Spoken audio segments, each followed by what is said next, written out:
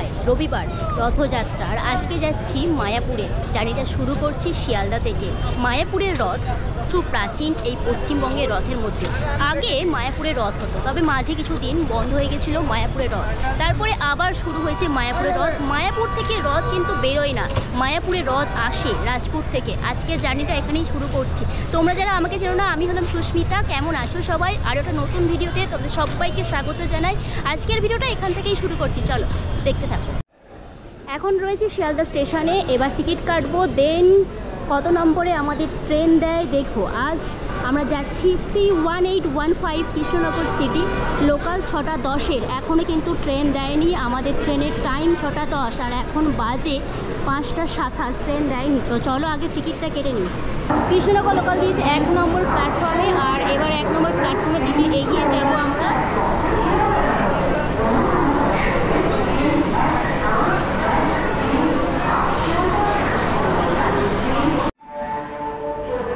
আমাদের আজকে ট্রেন দিয়েছে 1 নম্বর প্ল্যাটফর্মে। রথযাত্রার সময় মায়াপুর সেজে ওঠে একেবারে নতুন রূপে, ভীষণ সুন্দরভাবে সাজানো হয়। আর এখানে রথযাত্রা বেশ বিখ্যাত, সেই রথযাত্রায় আজকে আমি তোমাদেরকে দেখাবো। ট্রেনে উঠে গিয়েছি, আর শিয়ালদা থেকে কৃষ্ণনগরের ভাড়া পড়েছে 25 টাকা। সকাল সকাল লেডিস কামরাতে উঠেছি, একদম পুরো ফাঁকা, দেখে নিই দেখো ট্রেন একদম পুরো ফাঁকা। এই দিকটাতে কিছু লোক রয়েছে, আর বাদাই কিন্তু পুরোটাই ফাঁকা। রাধে রাধে বলে আজকের জার্নিটা শুরু করলাম, আর একদম রাইট টাইমে আমাদের ট্রেন শিয়ালদা থেকে ছেড়ে দিল।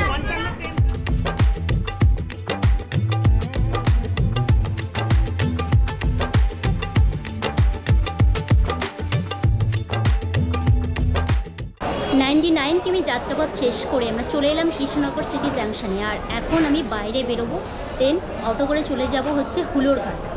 এখান দিয়ে কিন্তু বাইরে বেরোবো। এই হচ্ছে কৃষ্ণনগরের টিকিট কাউন্টার, আর টিকিট কাউন্টার থেকে বেরিয়ে এখানে অনেক টোটো রয়েছে। এই টোটো কিন্তু মায়াপুর চলে যাবে, একদম সামনেও নামবে। এছাড়া কেউ যদি যায় হুলোর ঘাট নামবে সেটাও কিন্তু পারবে, তবে আমি এগিয়ে যাব সামনের দিকে। এখানে টোটোতে একটু ভাড়া বেশি নেয়, আমি যাব অটোতে, তো একটু সামনের দিকে আমাকে এগিয়ে যেতে হবে। টোটো স্ট্যান্ডকে ফেলে একদম পিছনের দিক থেকে ফেলে এলাম, একদম সামনের দিকে আমাদের যেতে হবে। ওখানে কিন্তু অটো রয়েছে, এখানেও বেশ অনেক টোটো রয়েছে, তবে আমি কিন্তু টোটোতে যাচ্ছি না, যাচ্ছে অটোতে। আর এখানে রয়েছে অটো, একটু দেখবো সামনের দিকে। এখান থেকে কিন্তু এই অটোগুলো চলে যাচ্ছে একদম হুলোর ঘাট, আর ভাড়া নেবে 30 টাকা।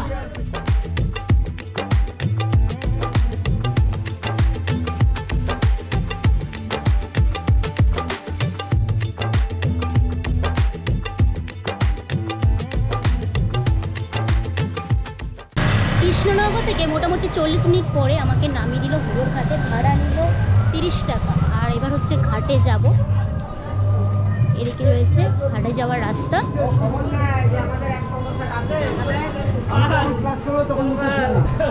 এদিক দিয়ে সোজা এগিয়ে যেতে হবে, গিয়ে ডান দিকে যেতে হবে।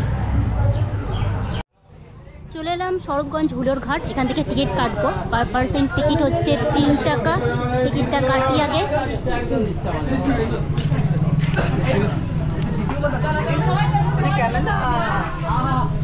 টিকিট নিয়ে নিলাম, পড়লো 3 টাকা।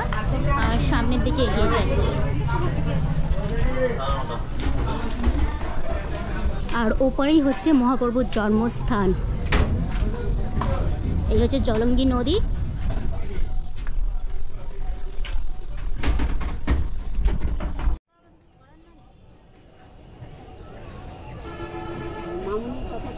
টোটো করে নেমে পড়লাম একদম ইস্কনের সামনে, একদম মূল গেটের সামনে রয়েছে। এখানে কিছু টোটো রয়েছে, তাই জ্যাম রয়েছে। এই দেখাই তোমাদেরকে, এই হচ্ছে ইস্কন মন্দিরের মূল গেট। ধীরে ধীরে আমি ভিতর দিকে প্রবেশ করব।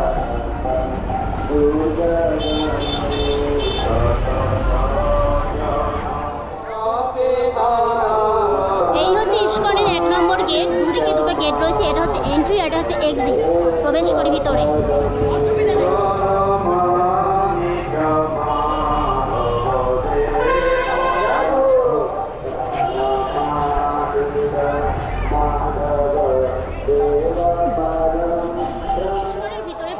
করেই যে প্রথমে যে মন্দিরটা আমি দর্শন করি সেটা হচ্ছে এই দেখো।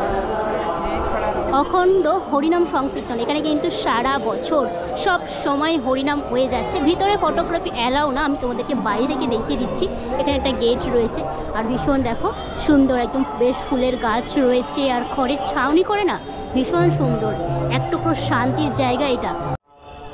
এই অখণ্ড হরিনাম সংকীর্তনের অপোজিটেই হচ্ছে ভোগ প্রসাদের কুপনের ব্যবস্থা রয়েছে। তোমরা এখান থেকে কুপন কিনতে পারবে। এখানে কিন্তু অনেক ধরনের কুপন ব্যবস্থা রয়েছে।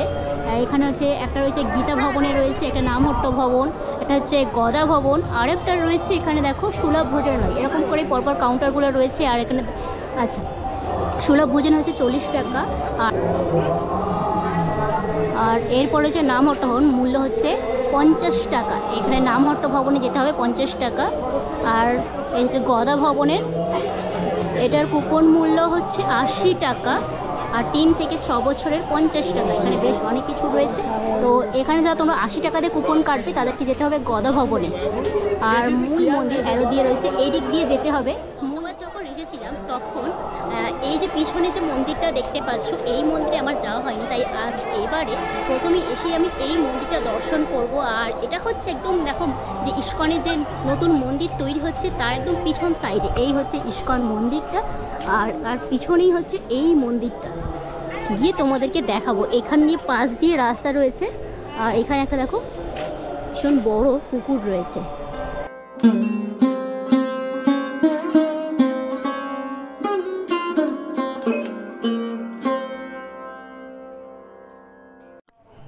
রথ উপলক্ষে এখানে গোছগাছ চলছে। আর এখানে দেখতে পাচ্ছি এই ঠাকুরগুলোকে ভীষণ সুন্দর একটা দেখো মুকুটের মতো রয়েছে। আর এখান থেকে দেখো ভীষণ সুন্দর একটা মুকুটের মতো রয়েছে। আর কয়েকটা দেবদেবী রয়েছে, আমি দেখতে পাচ্ছি না এখান থেকে, ভীষণ সুন্দর। একটু দেখাই তোমাদের কাছ থেকেই দেখো।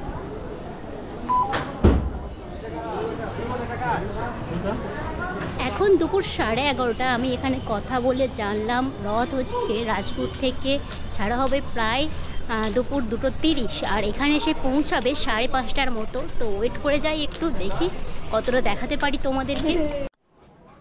এই হচ্ছে ইস্কন, আর এদিক দিয়ে প্রবেশ করা যায়। আর ভিতরে তো ক্যামেরা অ্যালাউ না, এখান দিয়ে দেখো এন্ট্রিটা রয়েছে। আর এই দিকে দেখো বেশ কয়েকটা কিন্তু ফুড স্টল রয়েছে। তোমরা এখান থেকে ফুড স্টলের সমস্ত কিছু খাবার দাবার খেতে পারবে। আর এখানটাতে ভোগ প্রসাদ দেওয়া হয়। আমি এটা নিয়ে দ্বিতীয়বার এলাম। এখানে কিন্তু ভোগ প্রসাদ আগেরবারও দেওয়া হচ্ছিল, এবারও দেওয়া হচ্ছে। এখানে কিন্তু ভোগ প্রসাদ দেওয়া হয়। এছাড়া এখানে কয়েকটা কাউন্টার রয়েছে, তোমরা কাউন্টার থেকে তোমাদের সমস্ত প্রয়োজনীয় যা কিছু কিনতে পারবে। আর এখানে কয়েকটা ফুচকা পাপড়ি চাটের স্টল রয়েছে। এখানটায় বিভিন্ন ধরনের মালা রয়েছে। এই মালা আমার তো ভালো লাগে ভীষণ। আর একটা ব্যাপার তোমাদেরকে বলে রাখি যে এখান থেকে অর্থাৎ যেখান থেকে জগন্নাথ দেব, বলরাম এবং সুভদ্রা দেবী আসবেন মায়াপুরে ইস্কনে, সেটা হচ্ছে রাজপুর জগন্নাথ মন্দির। এখান থেকে কিন্তু টোটো করে তোমরা সেই মন্দিরেও চলে যেতে পারবে। এখান থেকে মাত্র এই 5.5 কিমি মতো দূর। আজকে রথ উৎসব আর সেই উপলক্ষে চলে এসেছি মায়াপুর। আর মায়াপুর কিন্তু একেবারে মানুষের ঢল নেমেছে। রথের দিন কাতারে কাতারে মানুষ আসছে এখানে রথ দেখতে মূলত আসছে। তবে রথ কিন্তু জগন্নাথ মন্দির থেকে অর্থাৎ রাজপুর জগন্নাথ মন্দির থেকে বেরোবে প্রায় দুপুর 2:30টার সময়, এমনটাই আমি জানতে পারছি।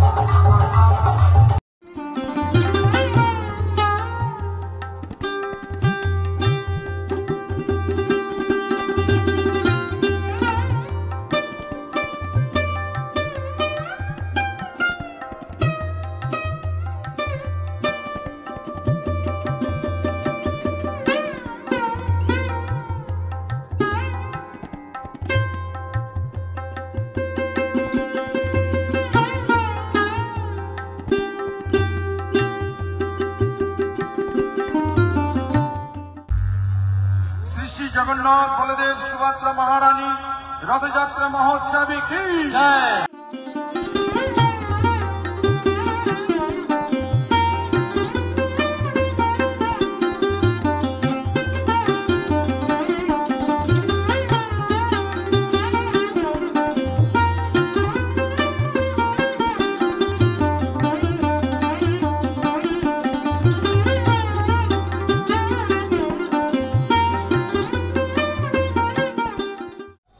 মায়াপুরে রয়েছে পিতল কাঁসার মার্কেট। এখানে দেখো রয়েছে পিতল কাঁসার বিভিন্ন ধরনের জিনিস রয়েছে, তোমরা কিনতে পারবে। আর এখানে কিন্তু অনেক দোকান রয়েছে, ঘাগরার দোকান রয়েছে যে মেয়েদের, সেটা কিন্তু রয়েছে। অনেক দোকান রয়েছে, দরদাম করে তোমরা কিনতে পারবে। ওই পারে রয়েছে অনেক দোকান, এদিকেও দেখো। আর এরকম তো টোটো তো অনেক রয়েছে এখানে, তোমরা সাইট সিনও করতে পারবে। যারা একটা দিন এসে থাকতে চাও সেটাও পারবে।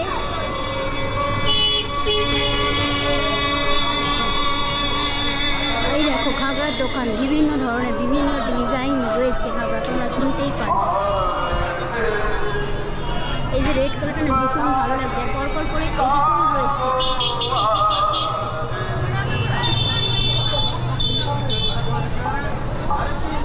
মায়াপুরের ভিডিওটা এখানেই শেষ করছি। ভিডিওটা কেমন হলো অবশ্যই জানিও। আর তুমি যদি আমার চ্যানেলে প্রথম হয়ে থাকো, চ্যানেলটা সাবস্ক্রাইব করে নিয়ে পাশে থাকা বেল আইকনটা ক্লিক করে নিও। দেখা হচ্ছে পরবর্তী কোনো নতুন ভিডিও নিয়ে। ভালো থেকো, সুস্থ থেকো, চলো টাটা।